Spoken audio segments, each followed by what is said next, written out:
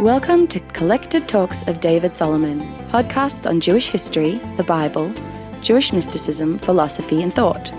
Find out more about David's upcoming classes, publications, and other recorded lectures by visiting davidsolomon.online. And now, here's the lecture. This lecture is on women in Jewish history during the period of the Bible.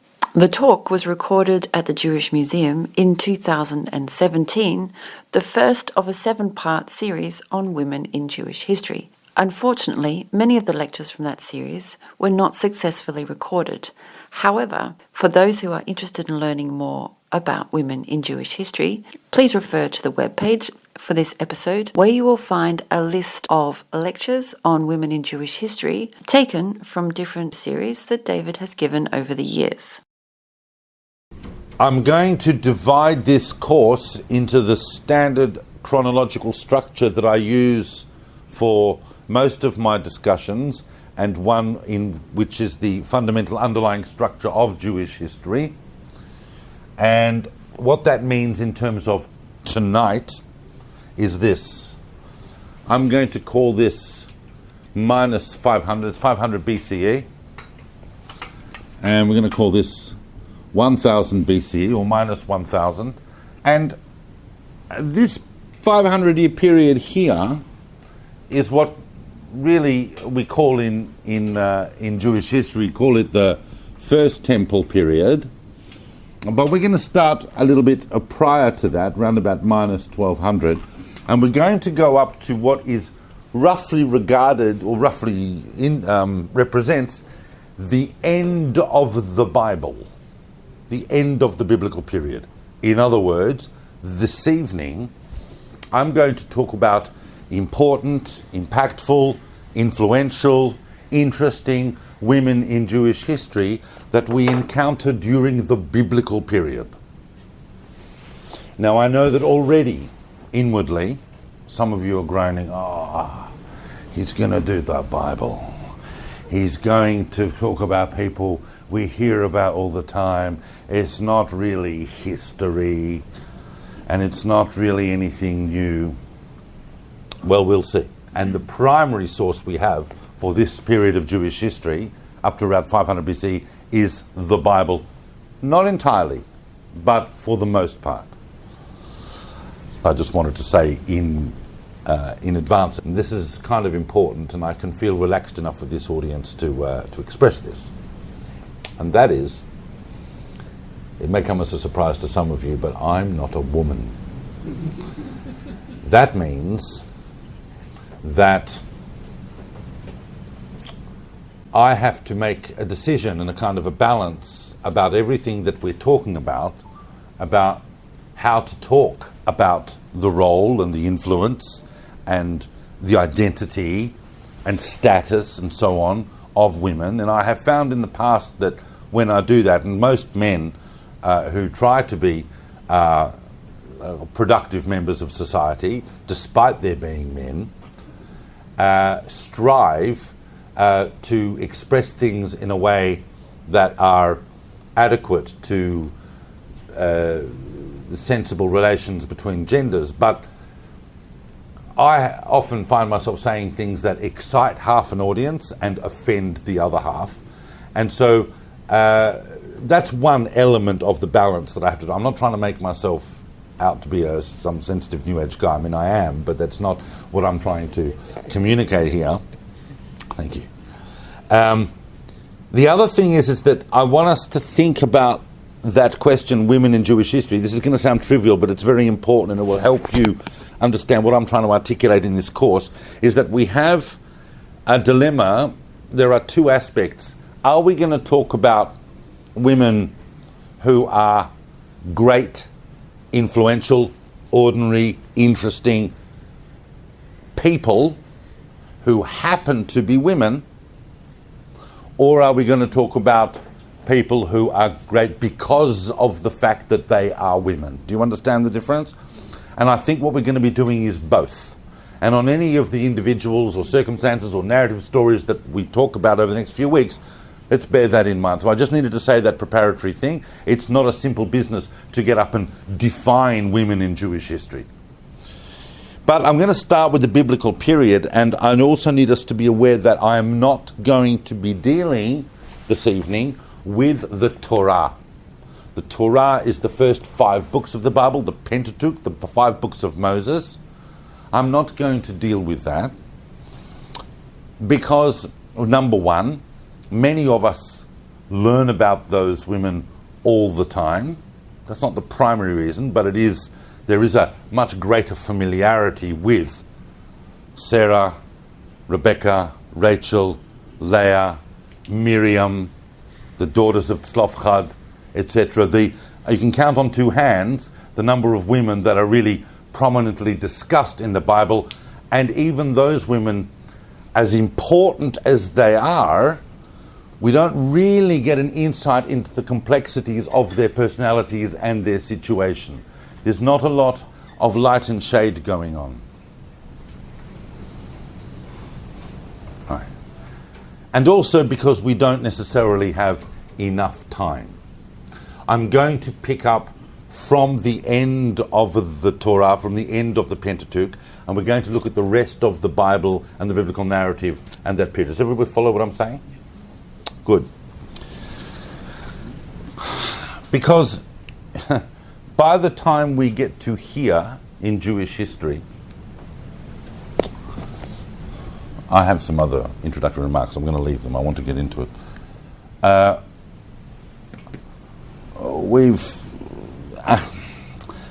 That's the main thing that's troubling me. I've got to say, is because the other thing about the Torah is the most important, primary, holy, spiritual, textual treasure of the Jewish people. It is our main document from which we derive everything: our identity, our raison d'etre, our spiritual code, our entire spiritual heritage is ground in the Torah. But the Torah is not, at this stage, capital H history. It's not historical. That doesn't mean it didn't happen, but it doesn't conform to the criteria we establish for what is history, an independent verification of the things that are mentioned there. However, the period we're going to begin to look at tonight, we are already entering into proto-historical phases of Jewish history. And what I mean by proto-historical is that we don't have any direct evidence of specific people or events, but we do have a lot of archaeological and chronological evidence and historical evidence that there is a rise of some kind of new monotheistic Semitic culture in the land of Israel, and that the narrative that the Bible gives us is so far not conflicting at all with what we know of that period, and we see that more and more. And so I'm going to start from round about here, and this after the whole exodus and the movement, the migration of this nation that has been liberated from Egypt moves towards the Canaanite territories and all that wandering in the 40 years that the book of Deuteronomy describes, and then Moses goes off to the mountain and dies, and then hands on the leadership to his successor, who is going to take the nation of Israel into the land of Israel and conquer it. And that leader is Joshua. And he has his own book called the Book of Joshua. And it is in the Book of Joshua that we are going to encounter the first important woman that I'm going to talk about tonight. And I'm going to talk about all these women thematically linked in a way that I hope will demonstrate an important point about history and about women and about the Bible. But let me show you how that works. First of all, for those of you who are not familiar with the way I talk, that, as those of you who know, is the Mediterranean, right? There's the water. So here's the land of Israel. So the Jewish people are about to cross the Jordan. They cross the Jordan and they come into the land. And what is the first city that they must conquer. Jericho. Yericho in Hebrew, by the way. I mean, not just that Yericho is one of the most ancient of all human habitations. It really is astonishingly old. And even in Joshua's time, it was a very strongly walled city. The name Yericho is related to what Hebrew word? Yareach, meaning the moon. We understand that there was some kind of moon cult worship that was going on at Jericho, and we also understand from textual analysis and from other historical sources that it was probably in the grips of a type of brutal dictatorship at the time. And Joshua decides to send 2 spies into Jericho.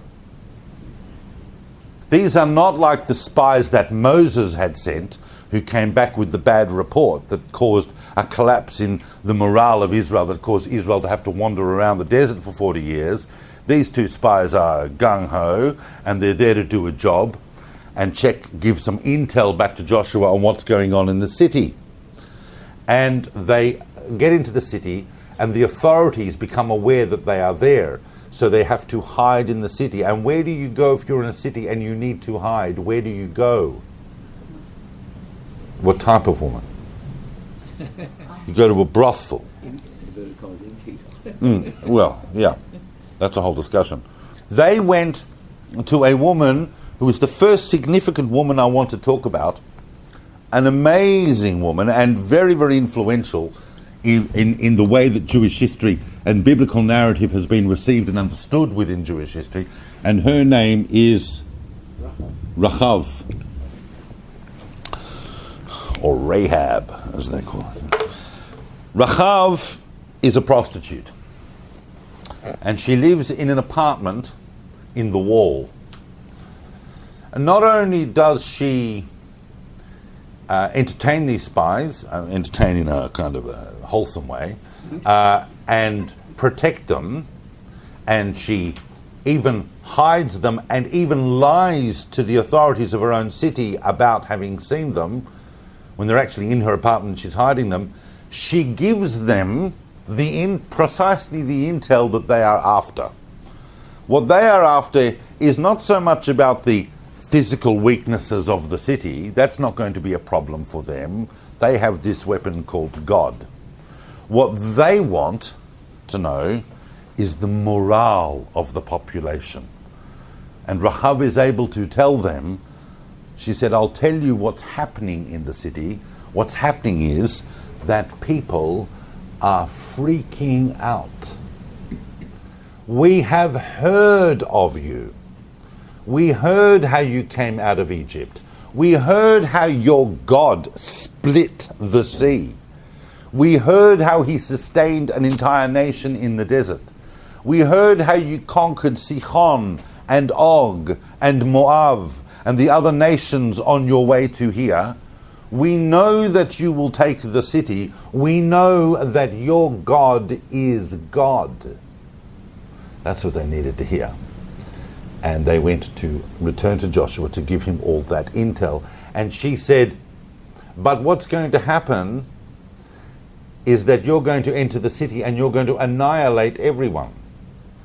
In return for this intel and for me having protected you and hidden you from the authorities, I would like you to spare my life and the life of my family. And the way we're going to do that is I'm going to hang a red cord outside the window. And there's a fascinating, unexplained correlation between the red cord hanging out of Rachav's window and the concept of a red light district. This is very interesting. I'm going to, and as someone pointed out today, actually, there's a whole relationship potentially with that red cord and the blood that they had to paint on the Passover on the doorposts. That's an unexplored relationship. But she said, and I and my parents and my siblings and their children, my extended family, we're going to be in this apartment, and you need to spare us when you come. And true to their word, when the nation of Israel came and they destroyed Jericho, and of course they destroyed it. They walked around the walls 7 times, they blew the shofar, and the walls just came down. And Rachav and her family were completely spared. Not only were they spared, but they were then brought into the fold of Israel, and they joined the Jewish people, and yet retained a distinct identity, because the Rachabites, as they were known as a distinct community within the Jewish nation, were still known as a distinct entity hundreds of years later on. As I was saying it now, for some reason I thought it's a bit tricky, because if they're in an apartment in the wall and the wall collapses, they all would have been killed. But let's assume that the most of the wall collapsed, right? Let's just say that. It's a very good question. I'm not going to get into the dynamics, right? Maybe she was at the bottom of the wall and the top of the wall. I don't know. Thing is, yeah. But here's now we can read that story and we can go, well, that's very interesting. What nationality was Rahab? Jerichoan. What is that? She was Canaanite. She was Canaanite. Now, Canaanite is not a holistic thing. The Canaanites were a generic name given to all of the different tribes and national and racial entities living in that area, what we now call Israel at the time. But she would have been pretty standard pagan Canaanite. You're listening to Collected Talks of David Solomon. If you enjoy these lectures, you can help us cover the cost of hosting, editing, and producing these podcasts for as little as $3 a month. Visit davidsolomon.online to learn more. And the Canaanites had some pretty interesting religions going on as well. Now, I'm going to... I need to make this point, but I need to explain. I think that our perspective on the history that we attain from the Bible is enriched by understanding the way that these biblical narratives have been received in Jewish history. Some of you would be familiar that we have a layer of historical discourse called Midrash. Midrash is exegesis, and it is the filling in many cases, of very sparse narrative or very sparse, sketchy understandings of personalities. And over the last few thousand years, based on oral traditions that are passed down, some of which contain actual historical material, and some of which are speculations based on the way that the text delivers the information, or logical gaps or whatever, we derive an entire genre called Midrash. And Midrash is important because it doesn't just fill in the gaps of historical narrative, it shows us how those narratives have worked inside Jewish history and the influence that they have had. But it's important to point out where Midrash is Midrash and where it's not. Let me give you one example of that. All of you are familiar with the figure of Abraham. Yeah? Some of you would know the story of Abraham when he was still a young man or even a boy in Samaria, and what he did to his father's idol shop. Yeah, you all know that. Yeah. He smashed up all the idols. His father came home and said, "What happened here?" And he goes, "Oh, the idols had a big fight." And the father says, "Oh, the idols can't fight each other." And Abraham goes, "Well, there's my point." Oh, now, a lot of people, not just people who've only never read the Bible, but a lot of people are not always aware that that story about Abraham is not in the Bible. It's Midrash. It's a Midrash that is part of a whole way of trying to explain how is it that God suddenly says to Abraham, "You get up and go to the land that I will show you, and I'll make a covenant with you, and you're great and you're amazing." We have hardly heard anything about Abraham. Like, what happened? What did he do to deserve this? And so Midrash comes and fills in the gaps. But they're important Midrashim, because they give us an understanding of how these narratives and people are received. So I want to talk about Yael for a minute, and this not only gives us an insight into Yael and the history, not Yael, Rachav, Rachav, because I'm jumping ahead. Not only does it give us an insight into Rachav, it gives us an insight into the rabbis themselves who were discussing Rachav. And also, I'm going to push your boundaries a bit. Why not? What do the rabbis say about Rachav? The Bible tells us that Rachav was a prostitute. And of course, you're shaking your head. Well, she was an innkeeper. No, she was a prostitute. The word zonah means harlot. Now, there is an Aramaic translation of that some medieval commenters thought that that it was trying to indicate that she was an innkeeper. But as the Radak and others point out, is that very word for innkeeper in Aramaic actually also means harlot. And the word zonah is very unambiguous. The rabbis had no problem understanding her as a harlot. You've got to remember, prostitution in the ancient world was a kind of semi-respected profession to work in the sex industry. Yeah.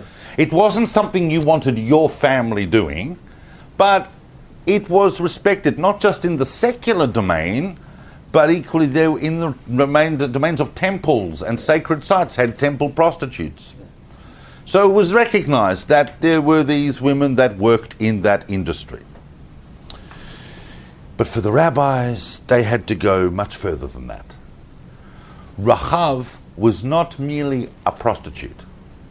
Rachav was, and this is really telling you more about the rabbis than about Rachav, but Rachav was the most erotic woman that ever lived.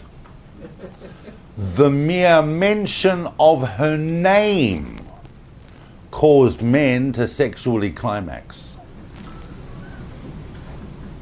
This is what the rabbis tell us in the Talmud, yeah. Didn't any of the rabbis see her as a traitor to her own people? No, they didn't. They saw her as an extremely high-level convert who recognized the universality of the true God.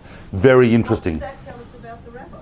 Well, the rabbis, the Bible itself extols Rachav, so they can't move around that. They can't say suddenly Rachav's a bad person. They had to say, but what's interesting is that is the reason why she married Joshua, according to Midrash.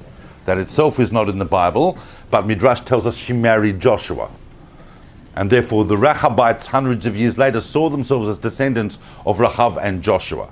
She marries Joshua because Joshua was the only man capable of consummating relations with her. And the fact that Joshua was 90 years old at the time might have helped. And he was, of course, an extremely high-level holy person. So that is an insight into what the rabbis are doing with Rachav. But I'm going to fit Rachav in thematically when I talk about the next couple of women, and then I want to just stand back for a minute and look at what the early stages of the post-Pentateuchal Bible, what they have to say about women, and you will see how that kind of perception and that kind of role fits in. Because I want to move on and I want to talk about,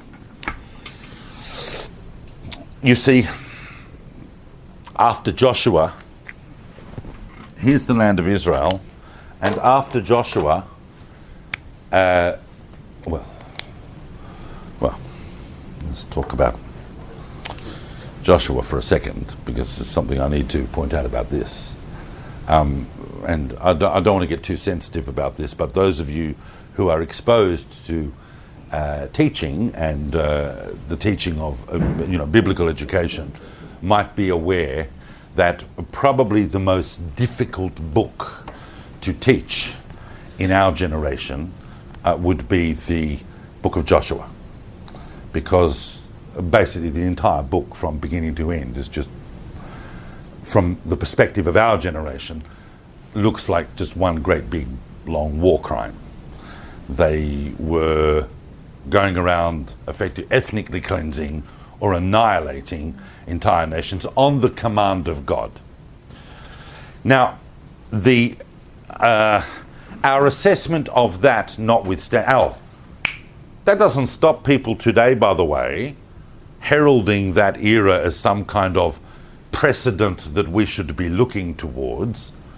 And many people don't realize that the conquests of Joshua, as impressive as they were, equal almost exactly the size and dimensions of what is today the West Bank. And that was the inverse of today, because then all of that Gush Dan, Tel Aviv, all of that western coastal region was in the hands of the Philistines. Whereas today, the western coastal region, Gush Dan, Tel Aviv, all the rest of it, is the one part of Israel where the world is prepared to say that's Israel, and it is precisely the West Bank, the conquests of Joshua, that are in some sort of international conflict. It's a fascinating inversion. Joshua is not, in my opinion, a good precedent for us to be looking at, but it's a very difficult book to teach. Which makes it more astonishing because they were in fact commanded to annihilate everyone, and yet they accepted Rachav, and they accepted Rachav's family. So it's not just that Rachav really becomes the first convert, and I know that we might touch upon Ruth and so on, who are other proto-converts, but that Rachav becomes an extraordinarily high-level convert that is accepted even in a general rubric where there is a lot of conquest and annihilation going on. Did she have a great influence? Well, her influence was acting as an example for all her descendants and as an example to Joshua and to the people that some of these Canaanites could be accepted if they were if they were professing the universality of the monotheistic God. Well, it's a difficult question, but I want to move on. Because after Joshua, the nation of Israel is settling the land according to tribes. Right? Now, these are the tribes allocated their lands and they conquer them. But they are more or less a loose confederacy of tribes. There's no central authority. In other words, each one's got their own issues. Tribes with problems up here, because they've got enemies they're dealing with, can't call upon the other tribe. They know they share a common myth and a common point of origin, but they can't call on each other because they've all got their own issues. These guys can't come and help these guys because they've got their own issues they've got to deal with. Now, all of this is happening around about the year 1200 as we enter into the phase known that's covered by the book of Judges in the Bible. And I just need to spend a minute talking about roundabout what's going on in 1200 BC, because it's very, very important to what is about to unfold. Some of you would be aware that this is the period around about 1200, just as we're conquering the land, that we are at a tremendous technological disadvantage because we do not have this new thing called iron.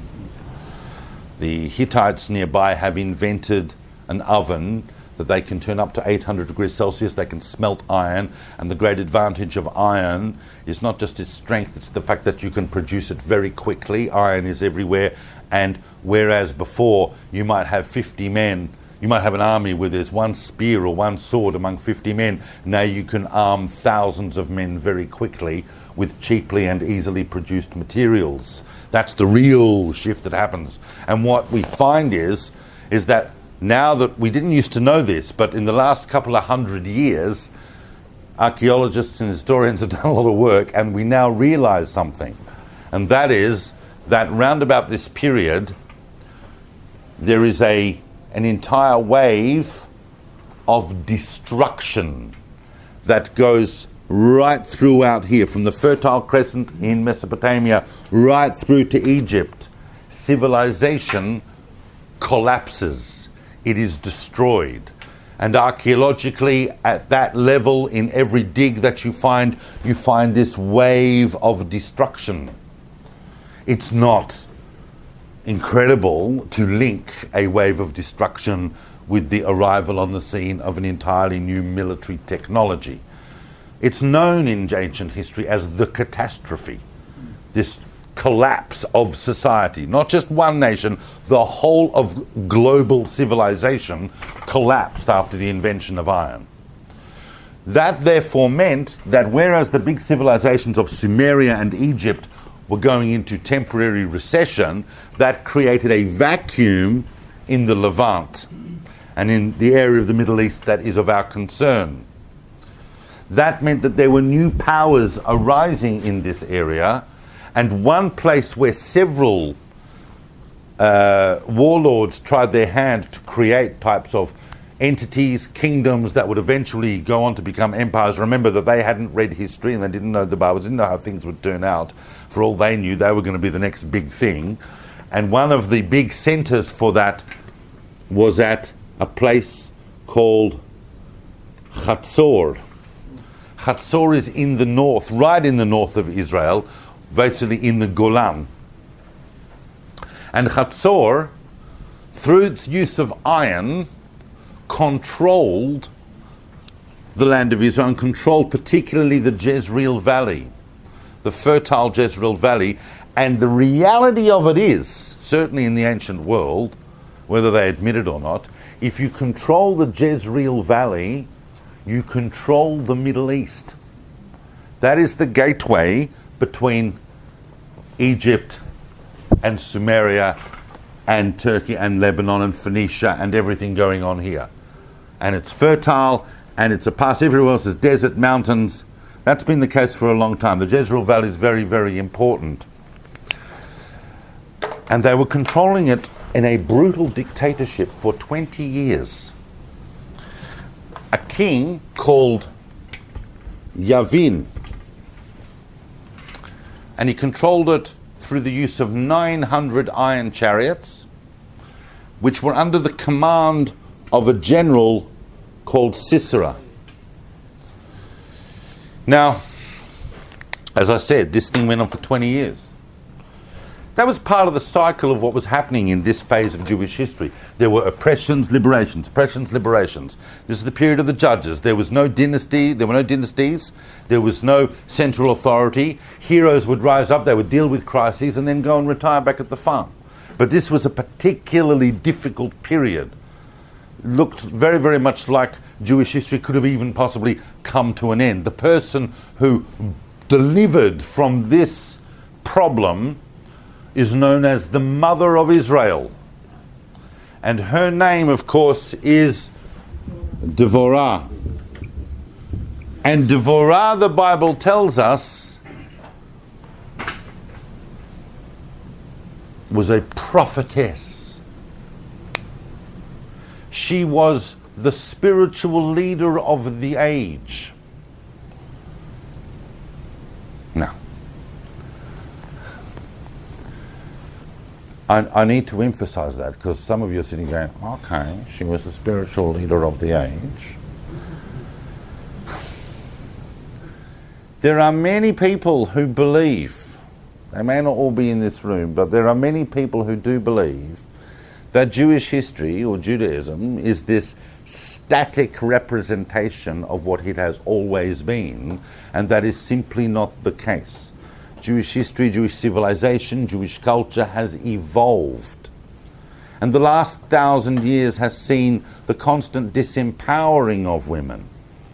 It's being pulled back a bit now in some sectors of the Jewish world, but in previous epochs, it was not a problem for a woman to be the spiritual leader of that generation. Devorah was the spiritual leader of the generation, and not only that, we are told that she wasn't just a prophetess, she was actually a judge, and she judged people. She sat under a palm tree somewhere in the middle of the country, and people would come to her with their issues. She was like a biblical Dr. Phil. And she sat there and she realized that liberation from this oppression was key to the continued survival of the Jewish nation. And what we see throughout this narrative, and as well as all the midrashic material associated with it, we see throughout this narrative is that women had a very specific relationship towards violence. They didn't do it. Men did violence. Men carried out wars. Women could be the instigators of them, but they did not fight. They did not carry weapons, and they did not engage in violence. If you need people to do violence and you need a war, get men. Men like that sort of thing. It's what they do well. But that is very clear right throughout. And when we're trying to define the status of women, and we're not just going to see it with Devorah, we're going to see it with others as well, is that if they do engage in war or battle, it's regarded as highly, highly unusual. By the way, just as a footnote, some of you are sitting going, oh, Chatzor, another place. Right? Just a place David mentioned, right? You are aware, are you not, that Chatzor is the largest archaeological site in Israel. It is a World Heritage Site. It is hundreds of acres, and they have been working at Chatzor since the 50s, and they poured even more resources into it in the 90s, and they have dug at every single layer, and at exactly the layer where the Bible tells us is this massive destruction of Chatzor, they find that level of destruction. Chatzor is the most amazing archaeological dig. And so we know a lot about the background. There's no rock that says, hi, I'm Devorah, I was here. She probably wasn't in Chatzor anyway, she was elsewhere. But we don't have evidence of exactly the people, but we have evidence of all the background issues. And so Devorah calls upon a general or a guy who has some military experience, and called Barak. Not Obama, not Ehud, Barak. And she says, you need to get an army going, and only 2 tribes were involved in this army, these northern tribes of Naphtali and Zvulun. Naphtali and Zvulun. And they got 10,000 men. Barak managed to enlist 10,000 men in his army. And he said, I'm not going out to war against Sisera's chariots and against the Chatzorian army unless you come with me. And Devorah goes, okay, highly unusual. I will go with you and I will be your moral inspiration. They march these 10,000 men up to the top of Mount Tabor in a massive act of defiance. Sisera takes his 900 chariots into the Jezreel Valley to face them. Mount Tabor sits just at the northern apex of the valley.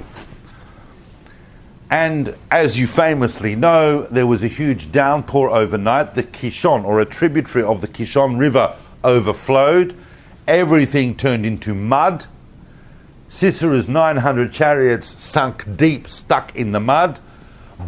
Devorah goes, now! And Barak and his 10,000 men swoop down from Mount Tabor onto the plain and slaughter everyone. And effect a massive liberation, a national liberation.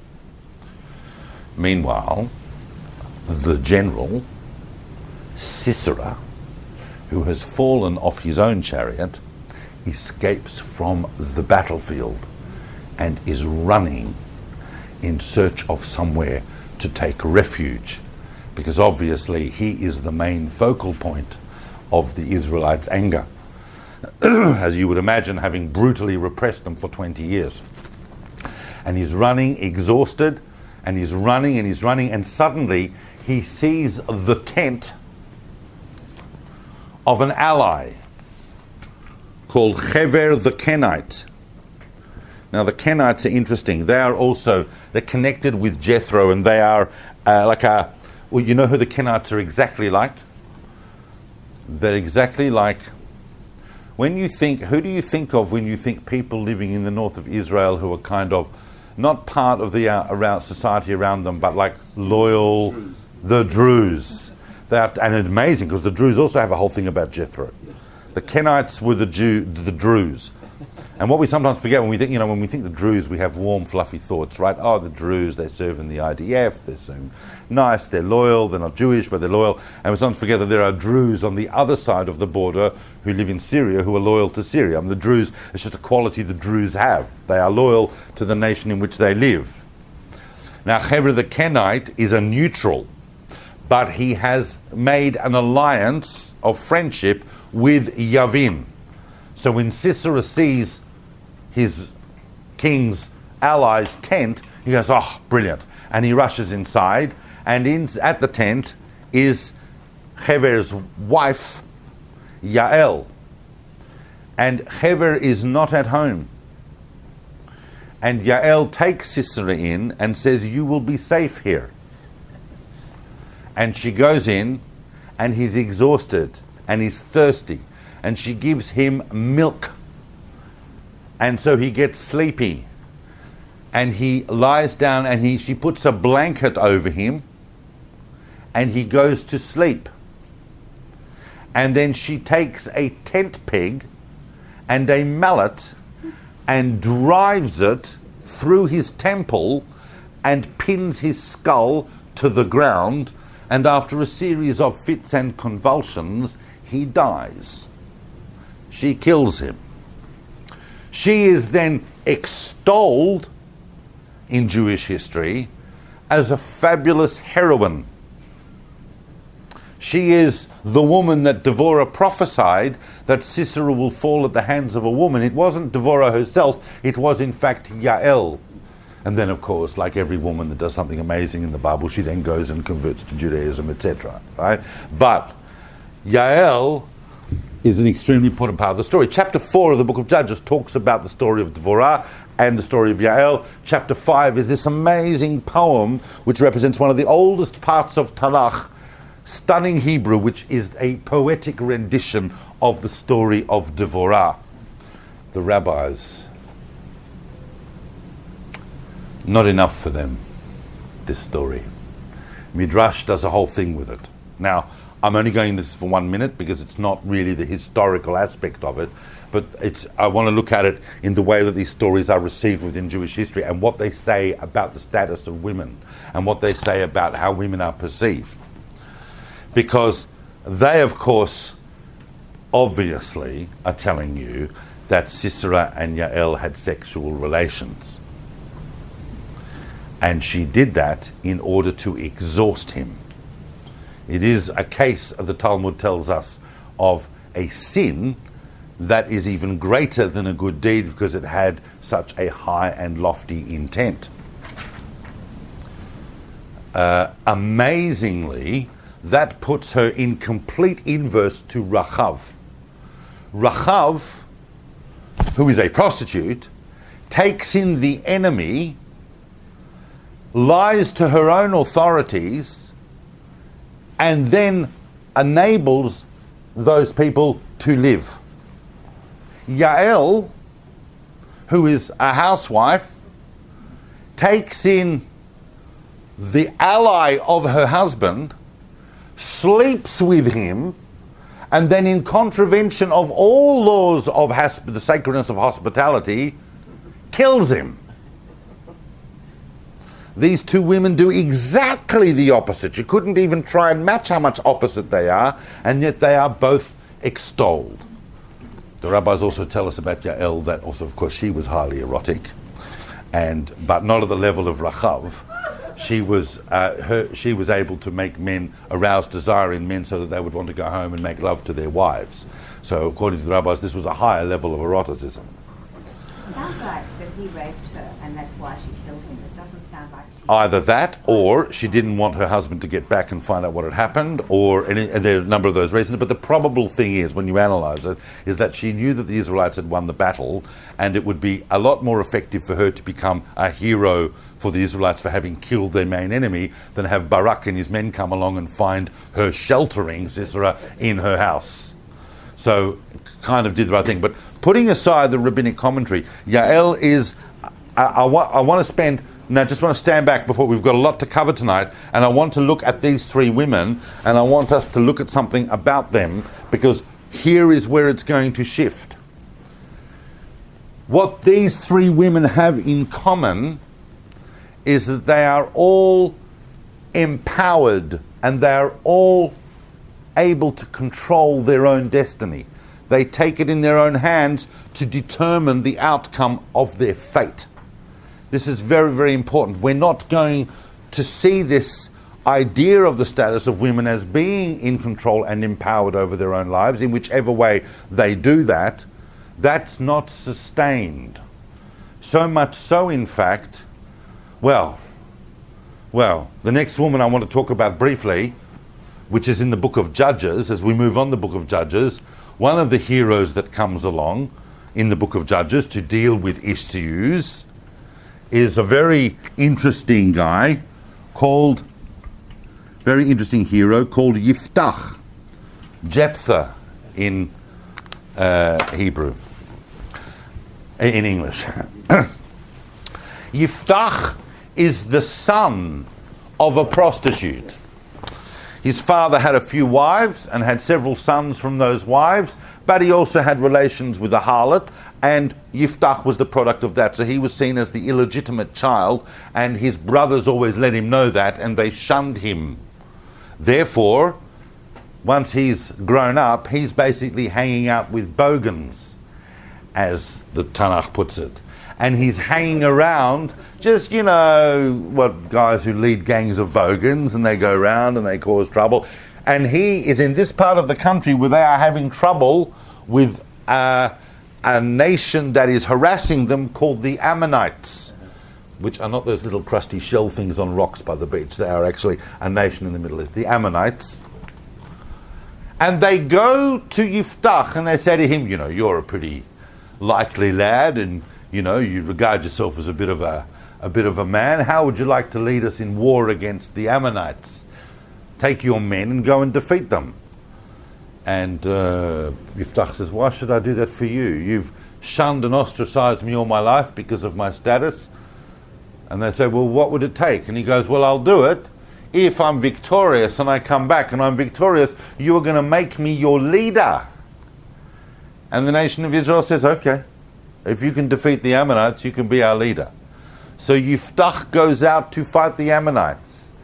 As he is leaving on his way to fight the Ammonites, he says one of the most incredibly unthought out things that anyone has said since, or in the Bible. It's probably one of the most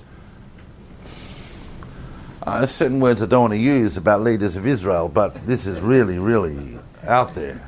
Why anyone would say this, especially when you're talking to God and you're in the Bible, you know what's going to happen. He says, if I return victorious from my war with the Ammonites, I will sacrifice to you the first thing I see when I get back, the first thing that comes out to greet me. And of course, he goes, he defeats the Ammonites, he comes back, and as he's coming towards his house, his daughter runs out to greet him and to wish him well on his victory. Oh no! Now I have to sacrifice you to God. And amazingly, she goes, oh no! Now you have to sacrifice me to God because you made a vow. They're all pretty upset. However, she says, I understand that you have to fulfill your vow to God. But before you do, can I ask one thing? Before you do, and this also has to go down as one of the strangest and most inexplicable statements made in the Bible, I want to take a couple of months to go with my friends into the hills and I quote, whatever this might mean, bewail my virginity. Now, we're not entirely sure what that means. Well, I imagine she was a late teenager. We're not entirely... No, not a tiny little girl. We're not entirely sure what that means. If her problem was that she didn't want to die a virgin, that could have been easily fixed. There's something else. Maybe it was because of a loss of fecundity. Maybe because she would never have children. Maybe she would never be able to consummate true love. But whatever it is that it represented in the biblical age, she went with her friends to the hills for a few months and bewailed her virginity. And then Yiphtach fulfilled his vow. That's what the Tanach tells us. Now, later commentators come along. It doesn't say he sacrificed, it just says he fulfilled his vow. So later commentators come along and they go, that's impossible. Human sacrifice? The whole of the nation of Israel's spirituality is predicated against human sacrifice. Abraham himself was told not to sacrifice his son. Human sacrifice was regarded as the greatest abomination that set Israel apart from the other nations. How could he have done that? That's not what it means. And there are other supports for this. What it means was he took her and he dedicated her to God, meaning that he effectively walled her up in a compound somewhere, and she spent the rest of her life as a celibate dedicated to God. The Bible tells us there and then that that is never to happen again. And that is the origin of the whole point as to why the Jewish people have never had nuns. You can find nuns, women who dedicate themselves to celibacy for God, in just about all other spiritual systems. But in Judaism, the idea of dedicating oneself to celibacy as a religious objective is absolutely anathemic to Jewish life. It's same for men, but particularly with women, that is highlighted in the, we don't even know her name, in the story of the daughter of Yiphtach. This series of women show the way that empowerment has changed. Rachav, Devorah, Yael, able to take their own destiny in their own hands. I mean, Yael has to use a tent peg, not a sword, because a woman shouldn't use a man's weapon or implement. But by the time we get to the daughter of Yiphtach, she is disempowered, and we don't even know her name. And by the time we get to the end of the book of Judges, we find women at their most degraded state, completely disempowered, in the story of Pilegesh Bagiv'ah, in the story of the concubine of the hill, which is a horrific story that precipitated an entire civil war in Israel that led to the almost genocide of a complete tribe, the tribe of Benjamin. And you're familiar with that, and I won't touch upon it in detail, but it's a horrendous story about, right at the end of the Judges, about a man who is traveling with a concubine, and they come to a place in Benjamin, and for whatever reason, she's sleeping outside the house, and the men of the town come, and they all brutally rape her all night and kill her. That precipitated a civil war. And so we see over the course of the Judges this transition in the status of women to the point where they are completely disempowered and degraded. But that is all about to change, because here is where we see the fundamental shift in Jewish history towards an entirely new setup in Jewish history called the monarchy. We are about to get kings and queens, and that is going to change everything. We have a distinct shift after the civil war that nearly led to the destruction of the tribe of Benjamin. We have a shift in Jewish history where people are starting to call for a centralized authority and a sense of national cohesion, and that problems about the national presence of the people of Israel in the land of Israel can be solved if we have a unified approach. And that led to calls for a king. But we don't yet have a king.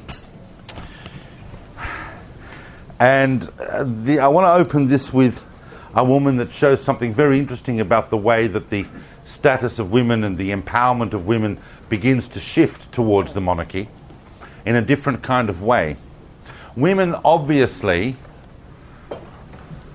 and this kind of goes to the point, is that during the early stages of Jewish history, the role and status of women was far more fluid than what it was going to become. It is true that there were certain conventions that women didn't do, such or didn't do, such as carry weapons or fight battles and so on, and when they did, it was considered remarkable. But in other ways also, their roles were fluid. They could be leaders, they could be teachers, they could be spiritual guides, they could affect a great, pursue anything. There was no real glass ceiling, but that becomes evident that women are more and more constricted in their status as time goes by. Once we come to the monarchy and we're looking at a type of national cohesion, things get a bit interesting. There is a woman who is married to a man, and you know that there's been a convention for a long time in Jewish life that if a couple is married and for 10 years and they don't have any children, that the husband can take another wife. In those days, it wasn't a case of having to divorce your first wife. That wasn't a problem. You could have more than one wife. And so we're talking about a woman that was married, had no children, and her husband had taken another wife. And of course, she started popping out the kids.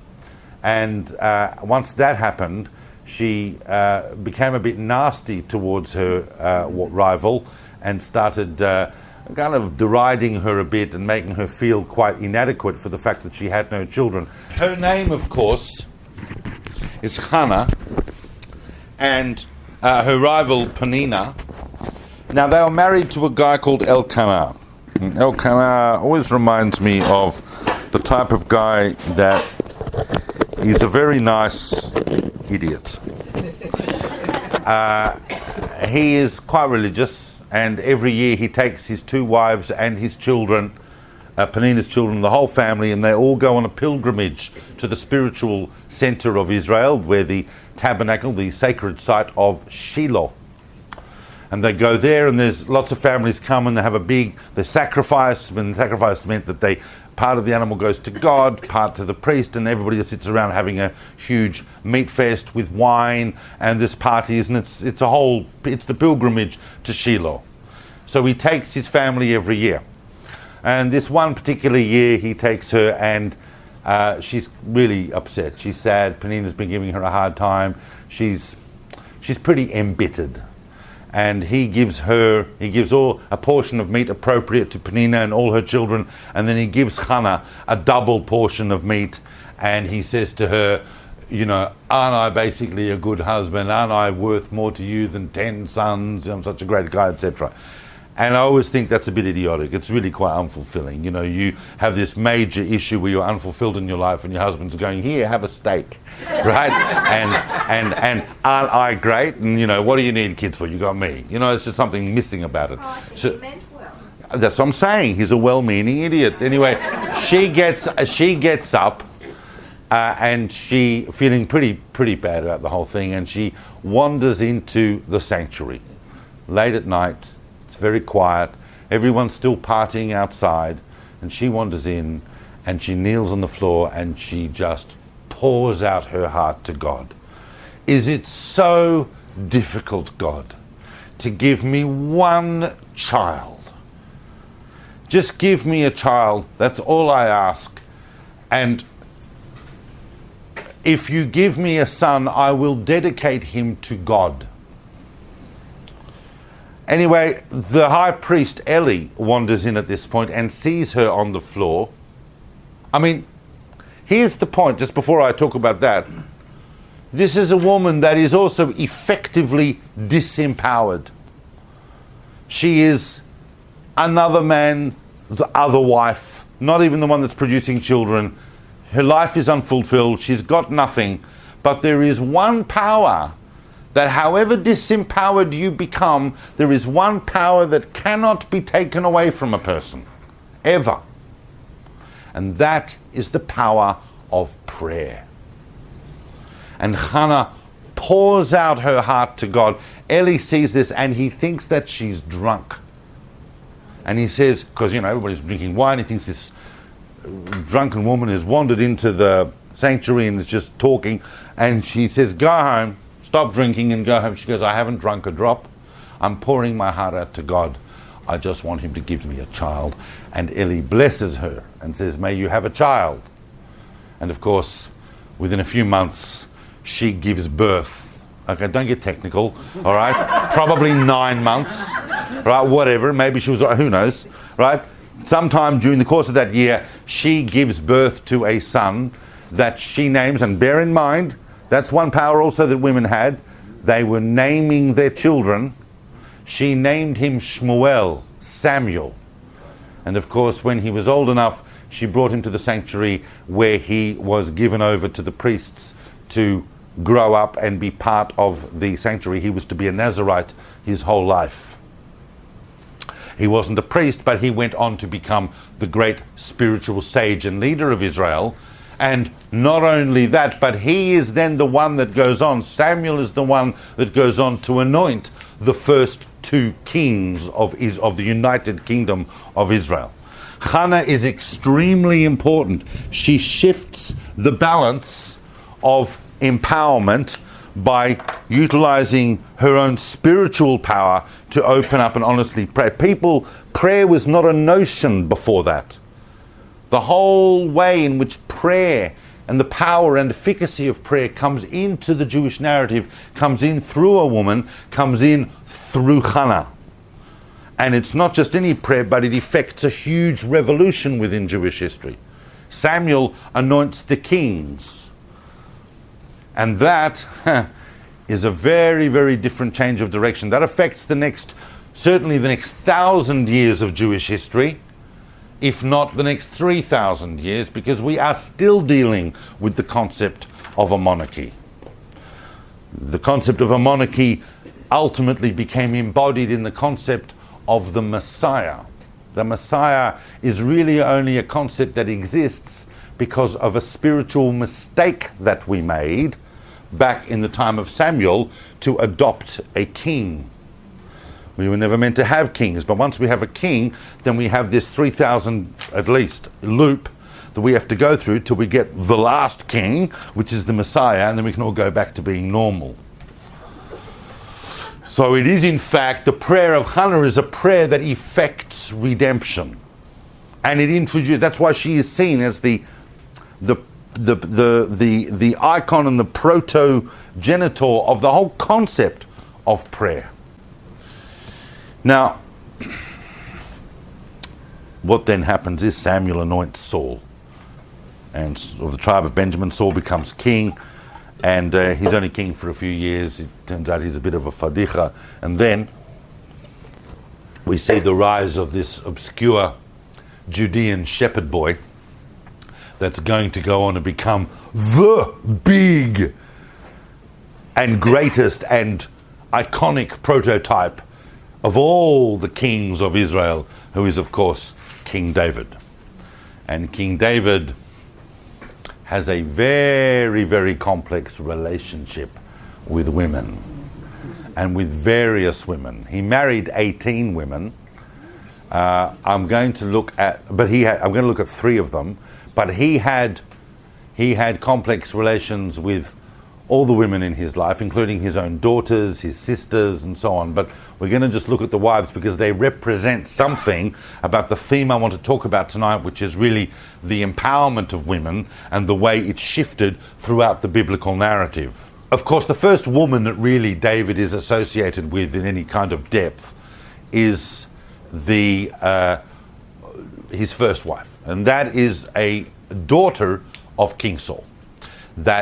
Saul had two daughters, Merav, who was promised to David, and Michal. Saul gave Merav to another man. And by this stage, Saul was already suffering from the paranoid delusions regarding David that turned out to be correct, and was really quite wanting David off the scene.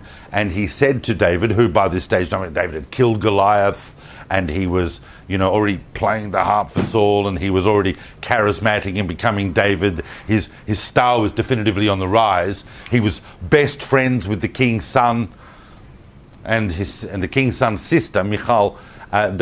Saul said, "You can marry Michal, the younger sister, but you need to bring a dowry for that, and the dowry is going to be, you need to bring me the foreskins of 100 Philistines."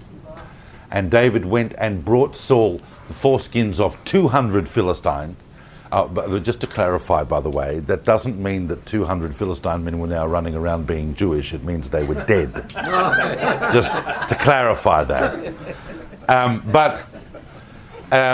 And then Saul gives Michal to David. Michal loves David. David's attitude to Michal is a little bit more a bit more ambiguous, but Michal loves David, and she even saves his life on a couple of occasions. The famous, episode where Saul sent soldiers to look for David, and they came into their private apartment, and Saul and Michal had done the whole straw man in the bed trick while she let David at the window, etc. And once David was fully on the run and Saul was using the army to pursue him everywhere, Saul took his daughter Michal and annulled her marriage to David and married her off to another guy, Paltiel ben Laish. And then, of course, later on, when David does become king, he commands that Michal is returned to him.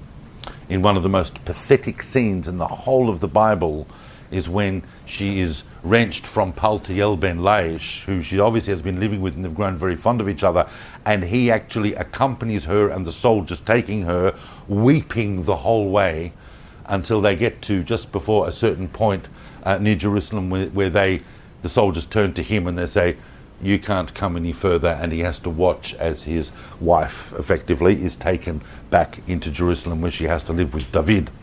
Later on, when David is bringing the Ark of the Covenant to Jerusalem on that very joyous day, and David, out of great exuberance and joy, stripped down to his undies effectively and danced in the street, and Michal was reprimanding him, saying, "You acted like a common servant, the king of Israel, dancing naked in front of everyone. It's highly embarrassing and we're all ashamed." And David was very upset at her qualifications on her criticism of his joyous spiritual exuberance, and told her, "Well, you will never have children." And so Michal never had children, famously. Now, what that shows about Michal, this is the first of David's three wives. He's got a lot of wives, but I want to talk about three of them. The first, this woman is Michal, is that interestingly enough, we look at Michal, she's really effectively a pawn. She doesn't have, despite growing up with immense privilege, she's a princess, she's the daughter of a king, but she herself has no power. She's married off to this guy, she's given to another guy, she's brought back to this guy, she's told what she can do, she's told what she can't say, etc. And yet, ironically, at the same time, today, within feminist movements within the Jewish world, and even within the Orthodox feminist world, and within the wider Jewish culture, Michal is starting to be appropriated as a kind of proto-feminist icon. And there's something very interesting about that, because the rabbis in the Talmud tell us one thing about Michal. Despite all of this disempowerment, Michal is unique in Jewish history, certainly in the eyes of the rabbis of the Talmud, and the way that they read Michal, and a historical tradition that they list in the Gemara Eruvin, in the Gemara, and they say we have a very ancient tradition that Michal used to put on tefillin. You know what tefillin are? They are the phylacteries that men wear in the mornings in the prayer service. They bind them on their hands and on their arms and their heads. It's always been regarded as a ritual that applies only to men, with the exception, and there's a big discussion in the Talmud about whether women should not put on tefillin or whether they can if they want to, and they cite the example of Michal bat Shaul, Michal the daughter of Saul, as a woman who put on tefillin. Therefore she becomes an interesting icon for contemporary feminists about the right to have autonomy over one's own spiritual expression. And that's kind of interesting because it shows that women's empowerment was being channeled in different ways. The second of the women that David married that I want to look at is started, as so many of his wives did, the wife of someone else. This is a woman, put your hand up if you know the name. I'll start saying, a little bit like a who's who. Tell me when you know. Not yet. No. No, we're not at Bathsheba. No, everybody's saying, "Oh, Bathsheba, not yet." No, well done. I'll get on to it in a second. Abigail. Abigail is married to a guy called Nabal. Nabal, the name means a base fellow, and he was a bit of a base fellow. He was a bit of a landed had quite a lot of real estate going on there, and he had estates with cattle and sheep and so on. And David was running around. He's not yet king. He was on the run from Saul, effectively, but he had a little army, and they spent quite some time patrolling Nabal's estates, and during the course of which they protected Nabal's estates by fighting off marauders and doing a bit of shepherding and so on. At the end of a season of doing that, David sent a message to Nabal saying, look, we're about to move on, but I'd quite appreciate your generosity towards me and my men if you could give us some provisions. We have spent the last few months looking after your stuff. And Nabal goes, basically, and the Tanach doesn't use this language, but Nabal basically gives him the finger and says, no, that ain't happening. Well, go where you like. You're not getting anything from me. That enraged David, who thought that was a deep wronging, and he threatened to come and wipe out Nabal and his entire household. The night before he was due to do that, Nabal's wife, Abigail, took a number of donkeys, and loaded them with provisions, and went down to meet David at his camp, and basically said, look, you know, my husband, maybe not the brightest spark in the box, he's a bit of a whatever, but look, don't, just if you would calm down, if you would accept this generosity on behalf of our household, and it was a very generous offering, several donkeys laden with food and provisions and so on, please take this and just spare us, and I know that, you know, we've offended you and you're very great. In other words, she was using a wisdom and a way of talking that was able to calm David down, and he accepted this and he moved on. A few days later, Nabal's having a party at his house, and Abigail goes to him and tells him what she did and that she gave David, because Nabal's feeling pretty pleased with his answer that he gave David. Abigail tells Nabal that in secret she went and gave David all those provisions. Nabal hears that, flies into a rage, has a stroke and dies. And then David marries Abigail.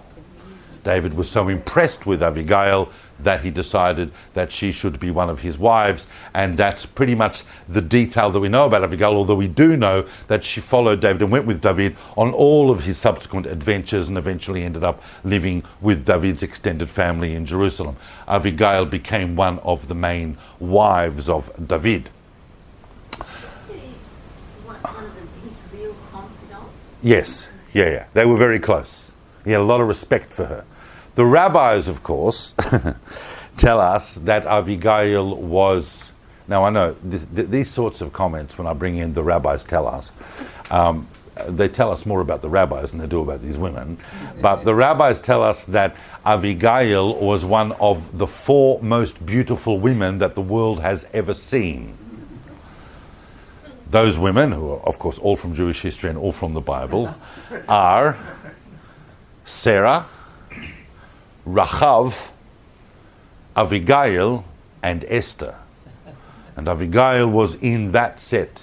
Like, there are other very, very attractive women, gorgeous women, sensationally looking women, but these women are the 4 most beautiful women the world have ever seen.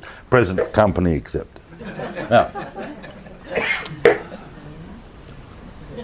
They wouldn't acknowledge that they were smart. no, exactly. Although they did talk a lot about Abigail's wisdom, about that she was wise and what she did was extremely wise. And I'm just going to go into the... Yes, were you back? I'm going to go into the Midrashic for just 2 seconds on that, because it's an audience, it's late at night, and I just want to challenge us and talk about all these issues, because they do come into play in various ways, but it's a bit delicate, but I'll try and talk about it. The rabbis fill in the gaps and say that Abigail, this is not history, this is Midrash. And once again, I'll say this because people go, why are you telling us these stories from the rabbis? It's not even... Because they give us an idea about the way that these women have been received as icons.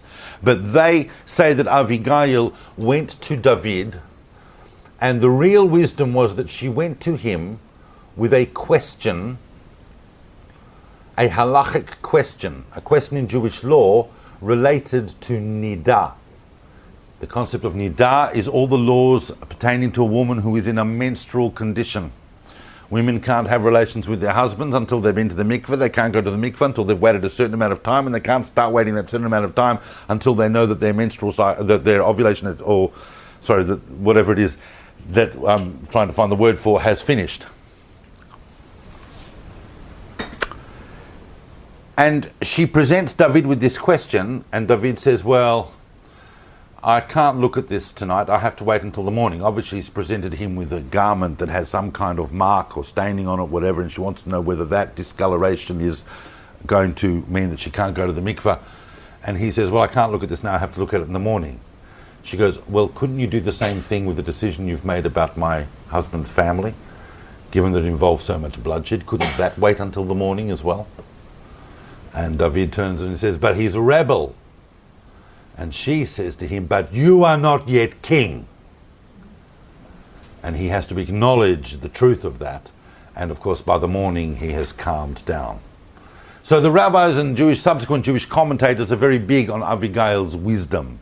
But it's a very interesting case of him encountering that. And then, of course, I've got to move on to the famous wife, probably the most famous of all of David's wives, Bathsheba. And what I want to focus on is not so much the sensational part we all know, which is that, she was bathing on a rooftop in Jerusalem one evening, as you do.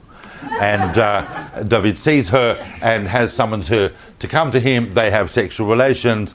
She becomes pregnant, but the problem is that she is married to another man, Uriah the Hittite, who David then organizes to place at the front line in a very, very difficult assault, and where he is killed. And then, and this is after trying to convince Uriah to go and spend a night with his wife so that the whole thing with David and the pregnancy can be covered up. And that is a very, very wrong thing to do. And that was a pivotal point in the early monarchy. Things were never quite the same after that. All sorts of trouble and horribleness emerged from those actions. Obviously, ultimately, David was forgiven because of the depth of his repentance. The child that Bathsheba had from that union died after 7 days. David was inconsolable about that, but eventually his marriage to Bathsheba became accepted, so much so that her son, the next child she gave, her son, Shlomo, eventually went on to become King Solomon, David's successor. But what's extremely interesting is Bathsheba's later career. People know all the sensational parts with the Rembrandt paintings and the things, and they know that, but they aren't that aware of just how Bathsheba went on to become an extremely influential and powerful person within the Davidic court. Much, much later, when David is effectively on his deathbed, one of his other sons, not a son of Bathsheba, but a son of a wife called Chagit, a son called Adoniah, rebels. This is not the first son to rebel against David. We've already had Avshalom's rebellion quite some time before. Adoniah rebels and says, Ani emloch, I'm going to be king when my father dies.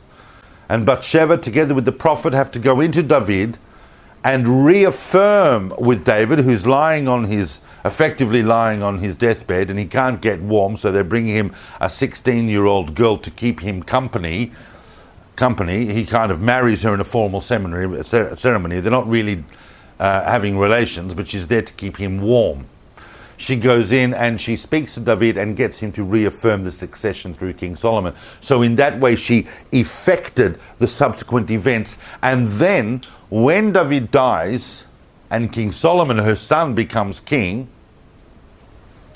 Bathsheba is approached by Adoniah. Adoniah is allowed to live after his rebellion. It's quelled. The royal decree comes straight from David's chamber. It quashes the rebellion, and Adoniah is allowed to live. But after David dies, Adoniah goes to Bathsheba and he says, could you please speak to my brother, your son, the king? I have a little request. Now, I know I didn't become king, and I'm okay with that. But would it be possible for me to marry Avishag? Would it be possible for me to marry my father's concubine/wife? Bathsheba transmits that request to King Solomon, and Adoniah does not last the day. Adoniah's job was to keep shtum, not to go asking for his father's wife. That, of course, was a sign that the rebellion was still quelling. That would have been a very, very bad thing symbolically to have done, and would have shifted the power relations. Now the question is, did Bathsheba go in there knowing what King Solomon's response, knowing what her son would respond, and deliberately gave it in that way?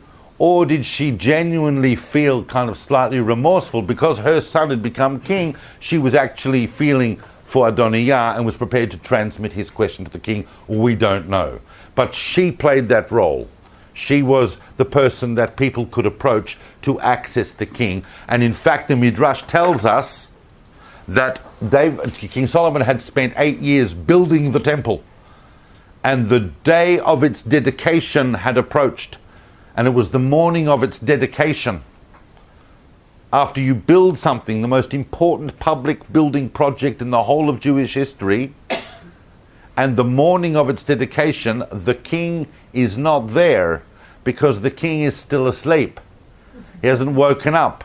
But no one can go in. Well, the reason he slept in is because the night before he had married the daughter of Pharaoh and had been up all night partying, and he was asleep. And no one wanted to go in and wake the king. That's something you do not do. And the only person they could ask to go in and wake the king was his mother. And Bathsheba went in and woke up the king, and so that he could actually go and dedicate the temple. There's something metaphoric in that about the way that Bathsheba is the arouser of redemption, the arouser of the revelation that eventually is Jewish history always works towards, ultimately. Now,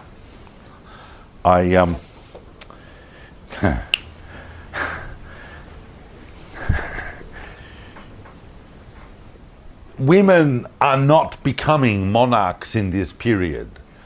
That's because if it's not like Henry VIII, where you go and one woman doesn't have a son, so you chop her head off and you marry another woman and chop her head off and until you get a son, right? You can have as many wives as you like, so you just find a son somewhere and he becomes next king. There was an assumption that the king is going to be male.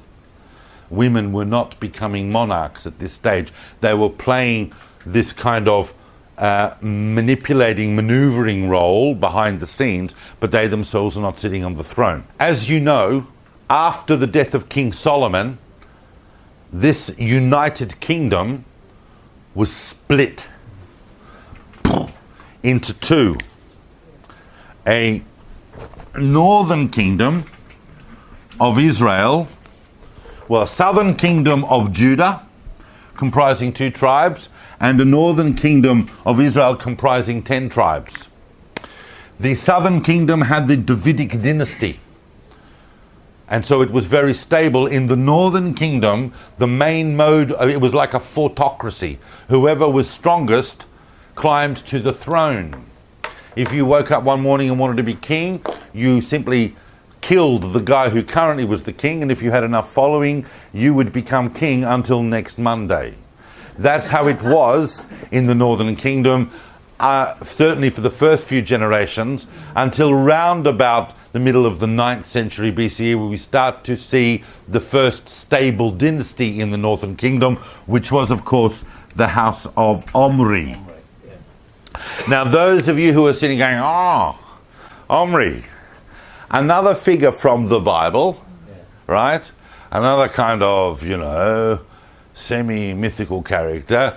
This is what I need to point out to you, that by the time we get to this stage in history, we are in historical time. Go to the British Museum today and go to the Assyrian exhibition and look at the black obelisk, and you will see Omri of the kingdom of Israel mentioned in Assyrian Chronicles. So now we are definitively in historical time.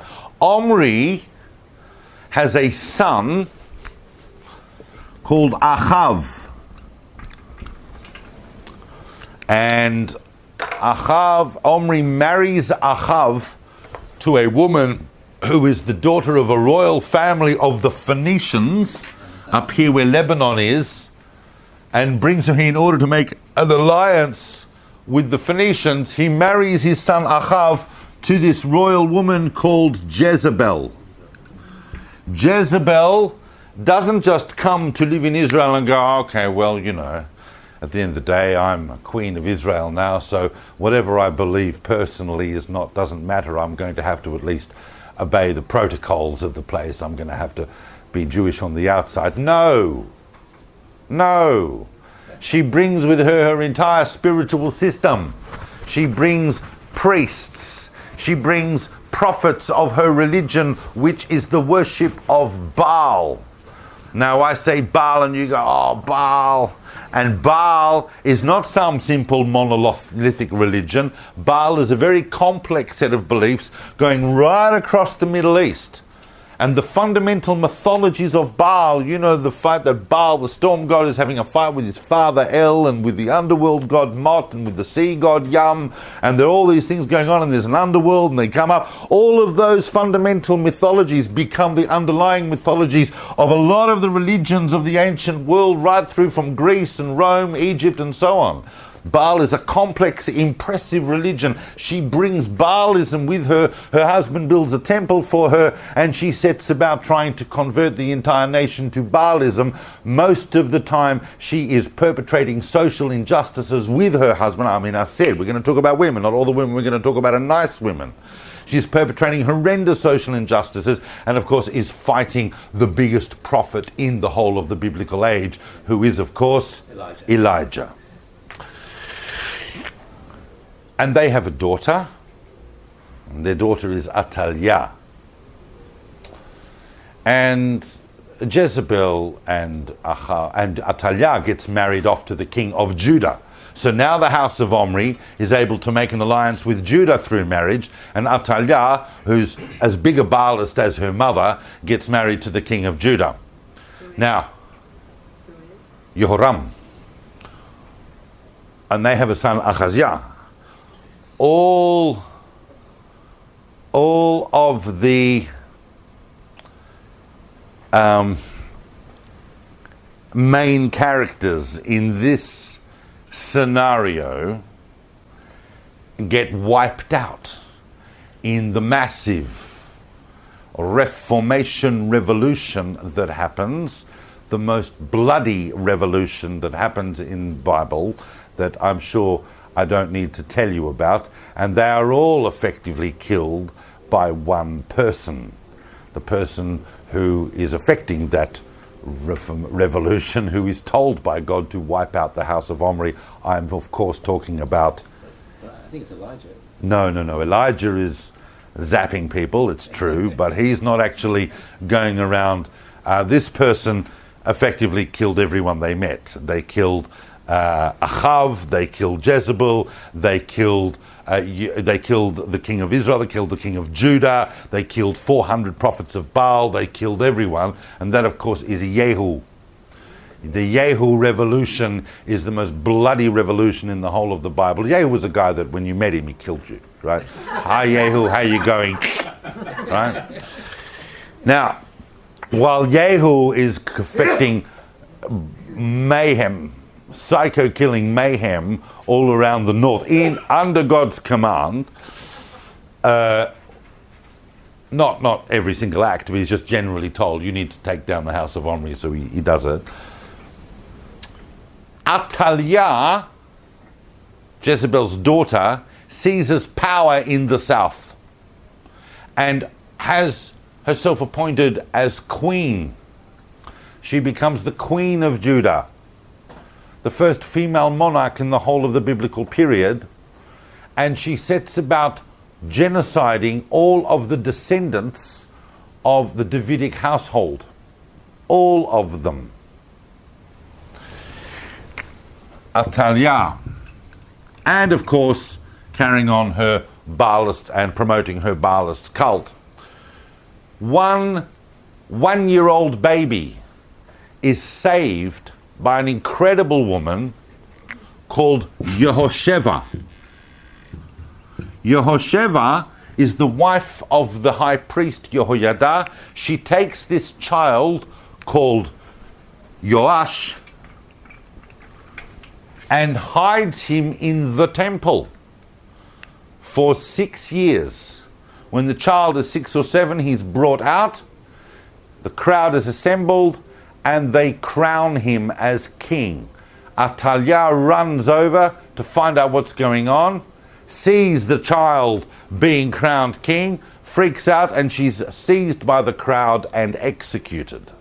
That is the end of her reign. We have this interregnum period, not interregnum, but this like interval in the middle of the temple period in the southern kingdom where it is ruled by a very, very vicious queen. So for the Bible, even when a queen does come into power, it's not perceived as a positive thing. Unlike later in Jewish history, and we'll even discuss this in the next talk, we find that women are coming into power as monarchs very, very effectively and productively. But in the biblical narrative, Jezebel and Ataliah were seen as extremely wicked people. Although, Yehu at the end of the day, after he fed her, threw her out a window and then fed her body to the dogs, Yehu was not a simple person. Or maybe he was, but he said, find the remains and bury them, because she was at the end of the day the daughter of a king. She was of a royal fam of some form.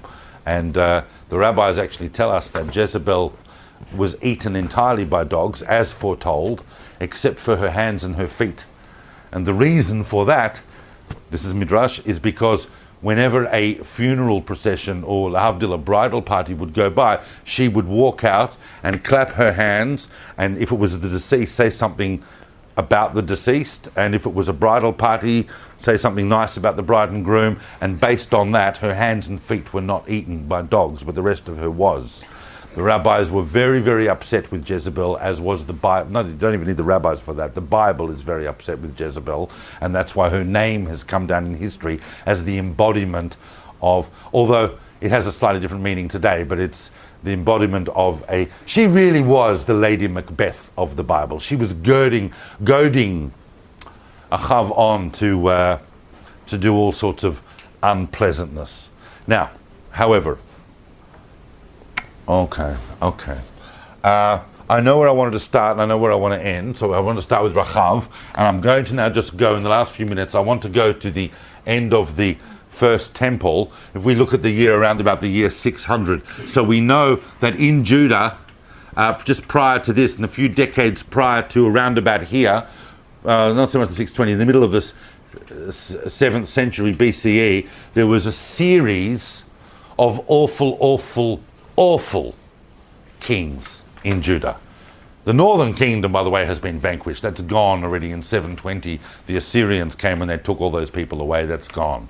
We have the southern kingdom, but the southern kingdom had a reformation round about 700 under King Hezekiah, and then a century of awful kings who degraded the social justice and degraded the economy and degraded the spiritual welfare of the nation to a very, very bad point, including the erasure of all copies of the Torah, and all copies of all the literature that had come down through the prophets were burnt and erased during the times of the kings of Manasseh and Ammon. However, Ammon's son woke up one morning and decided, around about the age of Bar Mitzvah, and decided that he was going to be a very different king, and effected a deep and profound reformation. This was not a bloody revolution. This was a spiritual and religious reformation. Now, as part of that reformation, that's the Josianic reformation. That's Josiah. And as part of that, Josiah decides to fix up the temple, and they are fixing up the temple. And they find inside the walls of the temple the last remaining scroll of the law. And they open it up. And the first verse that the king's eyes land upon when it's brought to him is the verse in Deuteronomy that tells him that your king is going to be carried into captivity and the nation will follow soon after because you have disobeyed God and you have ignored what I wanted from this society. Josiah is obviously deeply shaken, but he needs to go to the spiritual leader of the age to ask two questions. One, is this actually the Torah? They don't even know that. And the second question, if this is the Torah, is what is written here true? Is it going to happen?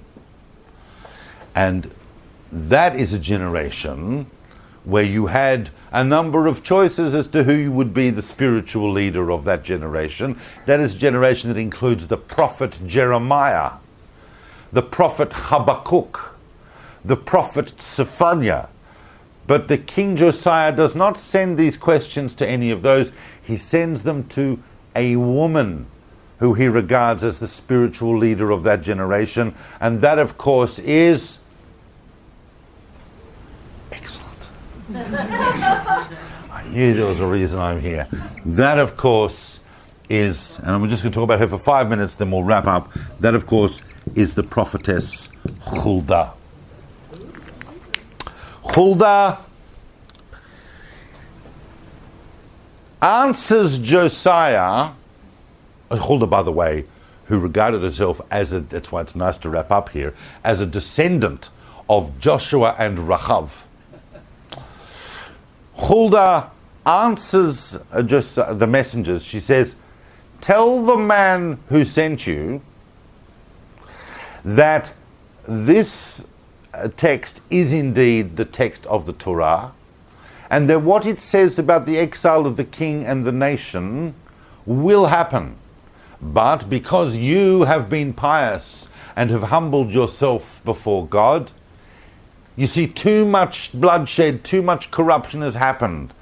They have to be requited. We can't roll that back. It's going to happen. But because you have been pious and have humbled yourself before God, you will not see this in your lifetime. You will die before these things come about. And Josiah goes, yeah, okay, good. It's always very strange. He's like, yeah, fine, oh, good, okay, so I'm not going to see them, that's all right then. And of course, Josiah is famously killed in the Battle of Megiddo in 609, and eventually all of those things happen. Huldah is not her name. The name Huldah means... Anyone know what the word Huldah means? It means a weasel. Midrash explains that she was called that because of the language that she used when she referred to the king, that man that sent you. And I have often read that as understanding that as the fact that I think she was a bit peeved that the king had not come himself to see her because she was a woman. In other words, it's not just that man that sent you, it's that man that sent you. You go and tell him. She was quite a strong-headed woman in that, I mean, maybe just normal woman, but offended by the fact that he hadn't come himself, but she was kind of chastised for that. But there's a deeper reading of the concept of weasel. What does a weasel do? A weasel burrows from one side of a hill to another. And in fact, we know of Huldah right throughout the Second Temple. The southern gates of Jerusalem, throughout the Second Temple period, had a gate known as the Gate of Huldah, because that is where she sat every day, where she had a school. She was a teacher. And she taught all of the traditions of Israel and all the laws of Israel to the succeeding generation. That generation, the generation of the next generation, the generation of Ezekiel and Daniel and all of those tremendous figures, went on to create the identity of the Jewish nation in the exilic and post-exilic period. In other words, she, in a sense, borrows the spiritual traditions from one side of the Babylonian exile to the other. And that is where we see channeled a new form of empowerment for women, in the sense that she is perceived as really the prototype educator in Jewish history. She is the first person that we look at and say her primary objective was to teach. She was obviously a great teacher. She was obviously someone who was valued as a tremendous spiritual sage. But ultimately, even here, by the time we get to the Second Temple, if we really think about it, the nature of women being able to control their own destiny totally, as we saw in the early stages, has become eroded throughout, for the most part, throughout the monarchical period. But we still find women playing roles of tremendous impact and influence as they are channeling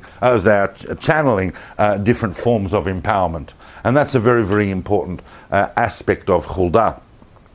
So these are the 10 or so women that I wanted to talk about this evening. I know that there are a couple of extremely important women that I did not really alight upon. One, of course, which is back here in a kind of side narrative. The Bible goes into the story of a woman called Ruth, who is a Moabite. She's a Moabitess, and although she starts as a kind of semi-aristocrat, she is in fact as close as you might get to an ordinary woman. But she is obviously, her story, which is set in the time of the Judges, but is not necessarily regarded as capital H historical in that sense, although she is the great-grandmother of King David eventually. And what is super, super important about that is that she represents the epitome of what it is to become a part of the Jewish people from outside, what it is to convert. Many, many, many, many, many, many people in our generation have forgotten that. Many people have forgotten that. Have forgotten that when someone earnestly and genuinely wants to join their fate and destiny with the Jewish people, that is, when a person says, "Where you go, I will go. Your God is my God," that is the epitome of conversion. It is all about the earnestness and honesty and sincerity of intent. And a special law was made because Moabites were not supposed to be entered into the covenant of Israel. The special whole point about Jewish law was worked out that applies to Moabite men but not to Moabite women. And Ruth becomes not only a high-level convert, but she in fact becomes the great-grandmother and direct ancestor of King David himself. And the other woman I didn't alight upon, which some of you are probably thinking, "Oh, I can't believe it didn't talk about that," is of course Esther. I didn't talk about many other women too. I didn't talk about the wife of Manoah, the mother of Samson, who sees a big angel in the field, and then but the thing there is she has to run and get a husband. Do you know what I mean? It's like that's where the Bible is at with that, because that happens around this time when women are already losing that sense of empowerment.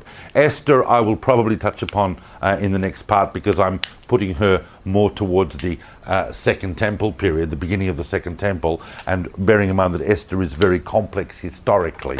We're not entirely sure how that sits. But thank you for listening to all that. It will get very interesting as we get into less familiar people, but no less impactful, as history unfolds through the next phase of Jewish history. And we have a lot to cover. So hopefully I will see you then. Thank you for listening. We hope you enjoyed the talk. For episode notes and transcripts, or to learn more about David's next classes and projects, visit davidsolomon.online. You can also find David on Instagram or Facebook. Thank you. We hope to see you again soon.